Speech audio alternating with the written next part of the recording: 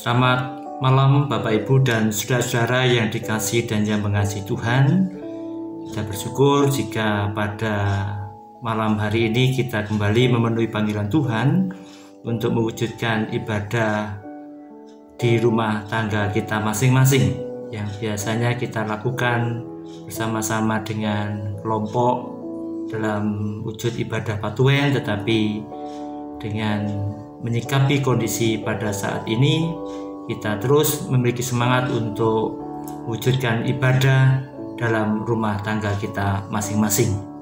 Mari kita awali dengan kita terlebih dahulu berdoa. Bapa di surga, kami bersyukur atas penyertaan-Mu pada kegiatan kami hari ini. Dan kembali pada malam hari ini kami berkumpul di tengah-tengah keluarga kami. Kehadiran-Mu tentu kami yakini ada dan berada saat ini. Terima kasih Tuhan atas semua yang boleh kami miliki dengan pemenuhan segala kebutuhan. Dan kami juga mohon ampun atas kesalahan yang kami lakukan. Kami akan membaca dan merenungkan bagian dari firman-Mu. Berikanlah kepada kami kekuatan dan hikmat untuk kami mengerti akan kehendak-Mu. Berfirmanlah ya Allah kepada kami semua siap untuk mendengarkannya. Amin. Bacaan pada hari ini diambil dari Amsal pasal yang ketiga, ayat yang ke-13 sampai dengan ayat yang ke-18. Saya membaca untuk Bapak, Ibu, dan Saudara demikian. Berbahagialah orang yang mendapat hikmat, orang yang memperoleh kepandaian, karena keuntungannya melebihi keuntungan perak dan hasilnya melebihi emas. Ia lebih berharga daripada permata. Apapun yang kau inginkan tidak dapat menyamainya.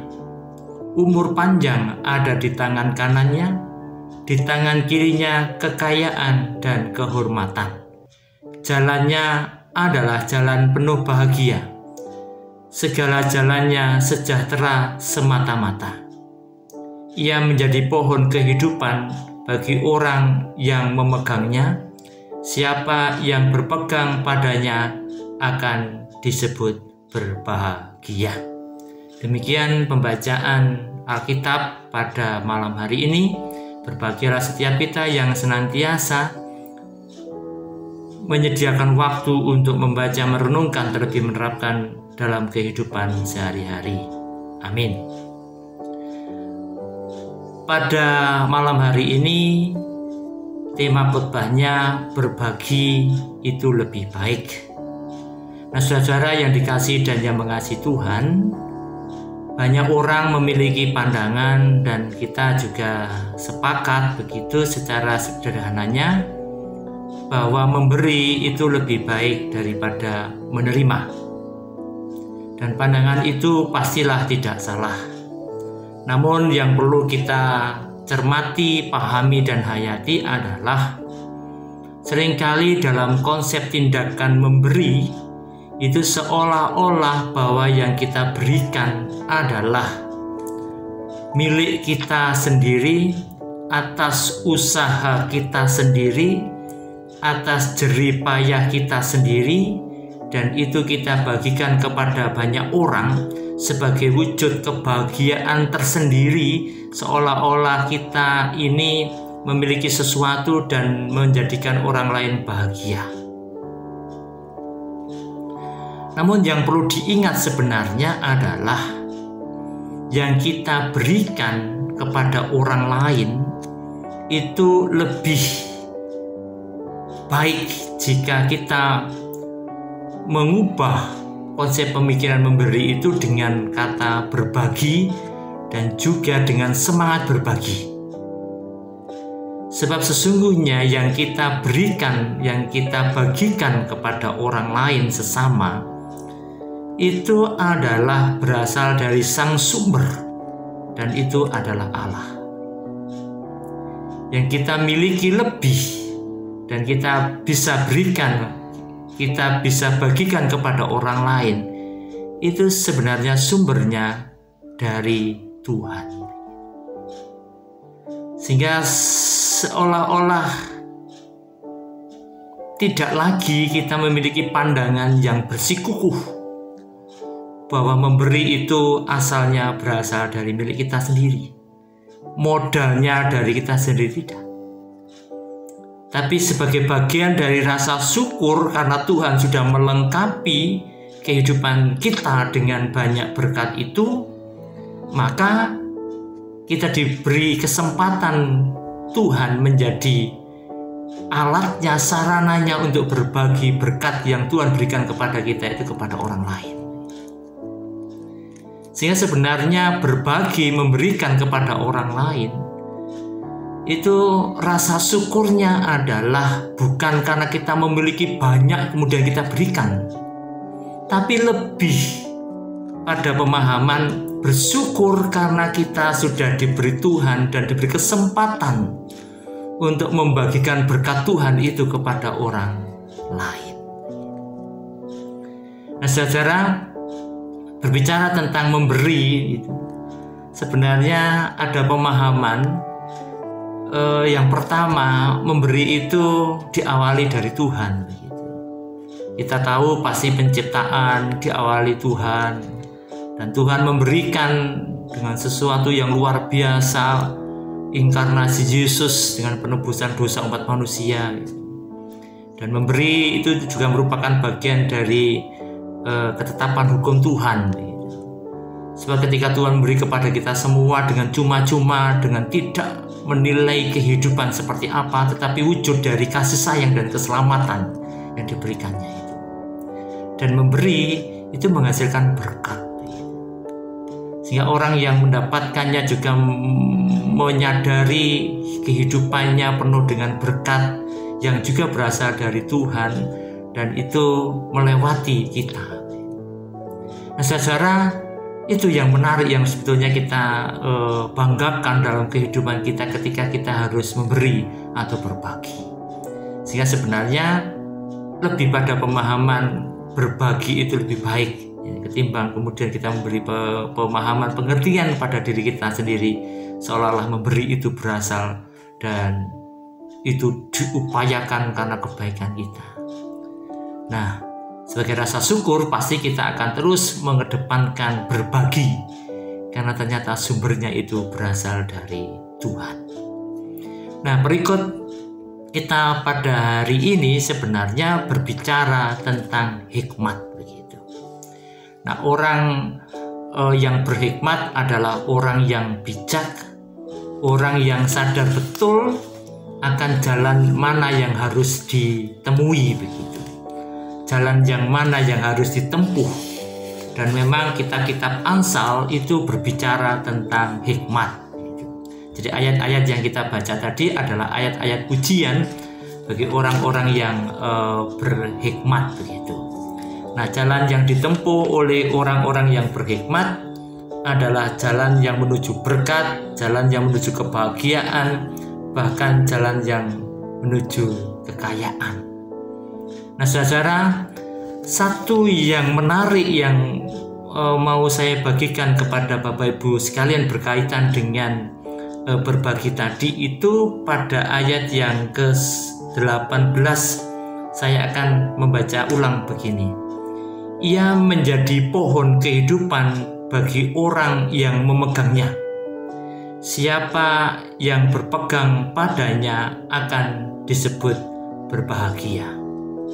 Nah, saudara, sang hikmat, sang bijaksana, dan kalau kita tarik dalam kehidupan kita saat ini, kita adalah bagian dari orang-orang yang berhikmat, orang-orang yang bijaksana, orang-orang yang sudah menentukan arah jalan, yang sudah berjalan pada berkat, yang sudah berjalan pada kebahagiaan, yang sudah berjalan pada kekayaan. Dan kita adalah orang yang berhikmat, yang senantiasa memegang pada pohon kehidupan abadi. Dan orang itu yang adalah saya dan saudara tentu sudah mengalami kebahagiaan. Maka demikianlah juga seharusnya sesama kita yang berpegang pada pohon kehidupan orang yang berhikmat, yang adalah saya dan saudara, tentu juga mengalami kebahagiaan. Karena dalam hidupnya itu sudah menjadi bagian dari berkat yang dibagikan oleh orang-orang yang berhikmat, yang adalah saudara dan saya. Tetapi saya mau memberikan satu poin penting yang seringkali kita menjadi terganjal dengan perilaku ini. Kita sadar bahwa kita ini adalah orang yang berhikmat, orang yang senantiasa dipegang oleh orang lain supaya orang lain itu mengalami kebahagiaan. Tetapi kita bayangkan bahwa kita ini sebagai pohon begitu. Jangan mengalihkan berkat yang kita seharusnya berikan kepada orang atas kebutuhannya itu dengan kebutuhan yang lain. Sebab di sana sebenarnya terselip ada sesuatu yang seolah-olah dicadangkan, atau mungkin karena ada sesuatu yang mengikat hati kita untuk tidak berbagi dengan sebenarnya. Sebagai contoh, ketika orang itu memegang kehidupan kita, memegang pohon kehidupan kita, dan mereka memerlukan untuk makan begitu, dan kita sebenarnya layak dan mampu untuk berbagi kepada mereka yang kekurangan makan begitu. Tapi kita berdalih, kita berbagi dengan memberikan nasihat, dan itu baik memang. Tapi keperluan yang utama dari orang itu ketika kita harus berbagi karena kebutuhan yang mendesak, kita tentu tidak akan terkecoh dengan mengalihkan perhatian atas kebutuhan itu. Ketika orang itu mengalami duka cita, dan mereka memegang kehidupan, itu pohon kehidupan, dan itu adalah kita, saudara dan saya adalah. Maka mereka memerlukan sukacita, bukan cacian, bukan olok-olok gitu, supaya kemudian mereka menyadari kesalahannya dan kemudian menjadi kecewa dan melakukan tidak. Tidak ada sukacita yang karena kebutuhannya itu. Mereka tidak memerlukan yang lain, memerlukan yang itu. Sebab kita kembali pada nafsnya. Ia menjadi pohon kehidupan bagi orang yang memegangnya. Siapa yang berpegang padanya akan disebut berbahagia, karena sesuai dengan yang dibutuhkan.